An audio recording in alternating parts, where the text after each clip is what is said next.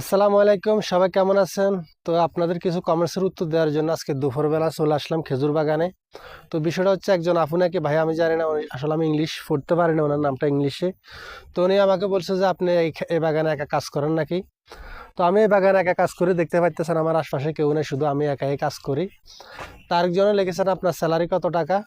তা আমার খাওয়া দাওয়া সম্পূর্ণ মালিক পক্ষ বহন করে, আমাকে 1200 রিয়াল, সৌদিয়ান রিয়াল দেয় মাস শেষে। আলহামদুলিল্লাহ, যা পাই কি করব। এরপর একজন বলছে যে কি আপনি, মানে আমি একটা ঘাসের ভিডিও দিয়েছিলাম অনেক আগে, তো বলছে ঘাসের পানি দেওয়ার কাজ অনেক সহজ। তো আমি ওই ভাইকে বলবো, আপনি মরুভূমিতে 2 ঘন্টা দাঁড়ায় থাকেন রোদের ভিতরে, তখন বুঝবেন মরুভূমির আসলে কিরকম পরিশ্রম। মরুভূমিতে কাজ করা লাগবে না, শুধু 2 ঘন্টা আপনি দাঁড়ায় থাকলে বুঝতে পারবেন। তো আশা করি সবাই কমেন্টসের অ্যান্সারগুলো পেয়ে গেছেন। আর আমি মরুভূমিতে থাকি, ভালো ভিডিও দিতে পারি না, যেহেতু মরুভূমির অবস্থা এরকম। তো সবাই আমার পাশে একটু থাকবেন, আমাকে ভালোবাসা দিবেন, যারা যারা আমাকে দেখেন সব সময় আমাকে দোয়া করবেন।